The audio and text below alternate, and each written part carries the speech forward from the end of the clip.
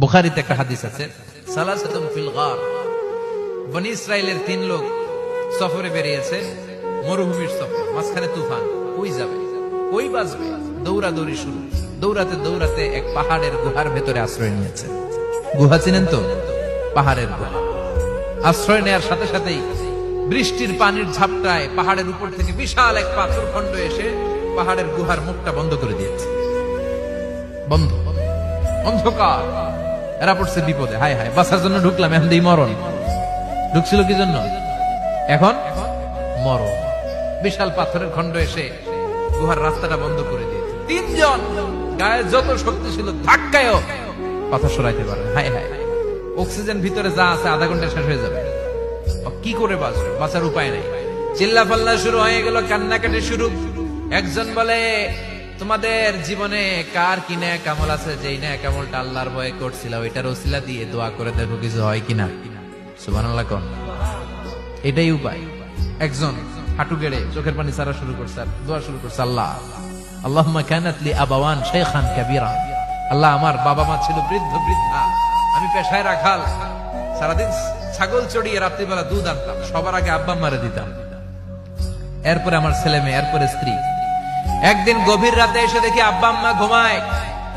দুধের বাটি নিয়ে আব্বা আম্মার মাথার সামনে দাঁড়িয়ে রইলাম। ছেলে মেয়েগুলো আব্বা এসে বলে, আব্বা দুধ দাও। আমি বললাম পরে, আগে আব্বা আম্মা খাবে, তারপরে তোরা। ছেলে মেয়েগুলো কান্না জুড়ে দিল, আমি দেই নাই। ফজর পর্যন্ত দাঁড়িয়ে রইলাম। ফজরের আগ দিয়ে আব্বা আম্মা ঘুম থেকে উঠে দেখে তো আমার অবাক, কিরে বাবা দাঁড়িয়ে কেন? বললাম প্রতিদিন দুধ খেয়ে ঘুমাও, আজকে আগে আগে ঘুমিয়েছো, দুধ খাও নাই, তোমাদেরকে আগে দিব বলে দাঁড়িয়ে রইলাম। আল্লাহর ডেকে বলে, আল্লাহ ওই দিন সারা রাত দুধের বাটি নিয়ে মা বাবার শিওরে আমি দাঁড়িয়েছিলাম। ফজরের সময় আব্বা আম্মারে দুধ খাওয়ালাম, তারপরে ছেলে মেয়েদেরকে দিয়েছিলাম, তারপরে স্ত্রীর মুখে দিয়েছিলাম। ও মাবুদ, ওই দিনের এই কাজটা আমি দুনিয়ার কাউরে খুশি করার জন্য করি নাই, শুধুমাত্র তোমার খুশি ছাড়া। ওই রাতের ইবাদত যদি তোমার দরবারে ভালো লেগে থাকে, ফাফাররিজ আন্না মা নাহনু ফি, আজকের বিপদের দিনে কেউ বাঁচানোর নাই, তুমি আমাদের বাঁচাও। ফানফাজারাত, মুহূর্তের মধ্যে 1/3 বিশাল পাথর খণ্ডটা 1/3 ডান দিকে সরে যায়, এক পাশে সরে যায়। সামান্য আলো বাতাস ঢুকতে আরম্ভ করলো। এখন বাতাস ঢুকে, এখন বেঁচে থাকতে পারবে এই নিশ্চয়তা হয়েছে। সুবহানাল্লাহ কোন। এবার সে বলল, ভাই তোর কি আমল আছে বল। দ্বিতীয় জন হাঁটু গেড়ে আবার চোখের পানি ছেড়ে আল্লাহরে ডেকে বলে, মাবুদ আমার এক চাচাতো বোন ছিল, কানাত লি ইবনাতু আম জামিলা ওয়া কুনতু উহিব্বুহা কাআশাদ্দি মা ইউহিব্বুর রিজাল আন-নিসা। আল্লাহ সুন্দরী, অনন্যা, অপ্সরী, প্রিয়ঙ্গদা, অনুসুয়া, গুণবতী, রূপবতী আমার এক চাচাতো বোন ছিল, তার প্রেমে আমি ছিলাম পাগল পাড়া। কিন্তু সে তো আমার ডাকে সাড়া দেয় না। অনেক চেষ্টা করলাম তারে পাওয়ার জন্য।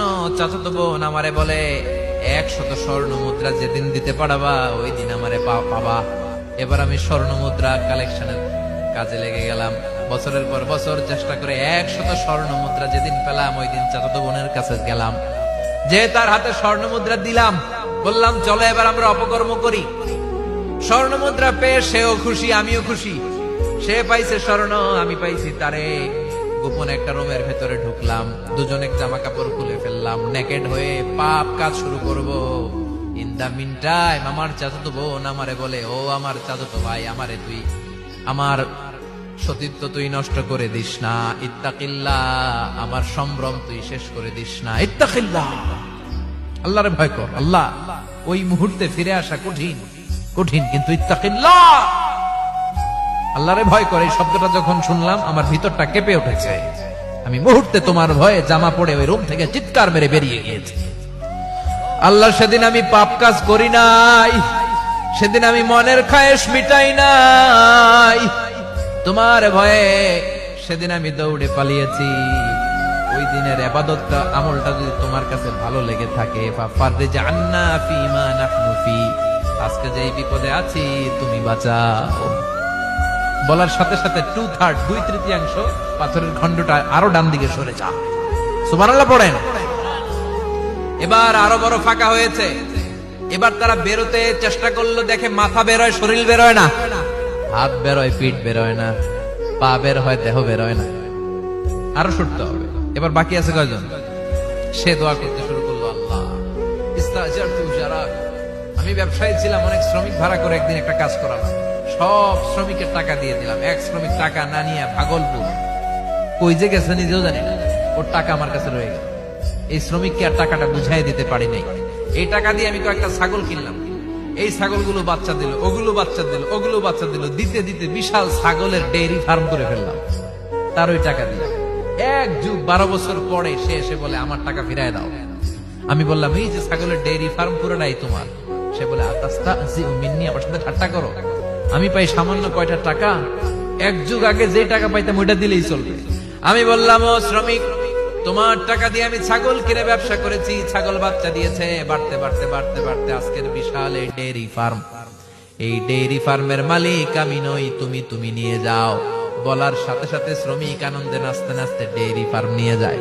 ও আল্লাহ, ওই দিন যদি সে যতটুকু টাকা পাওনা ছিল অতটুকু দিলেই সে খুশি হয়ে যেত, শুধু তোমার খুশির জন্য পুরো ডেইরি ফার্ম আমি তারে দিয়ে দিয়েছিলাম। আল্লাহু আকবার। আল্লাহ, আজকের এই বিপদের দিনে আমার সেদিনের আমলটা যদি তোমার কাছে ভালো লাগে তুমি বাঁচাও। বলতে দেরি, মুহূর্তের মধ্যে বিশাল প্রকাণ্ড পাথর খণ্ডটা অন্যদিকে দৌড়ে চলে যায়। পাহাড়ের গুহা ওপেন, পাথর খণ্ড নাই। আল্লাহর শুকরিয়া আর তাকবীর দিতে দিতে 3 জন বের হয়ে যায়। সুবহানাল্লাহ পড়েন। সহিহ বুখারীর বর্ণনা।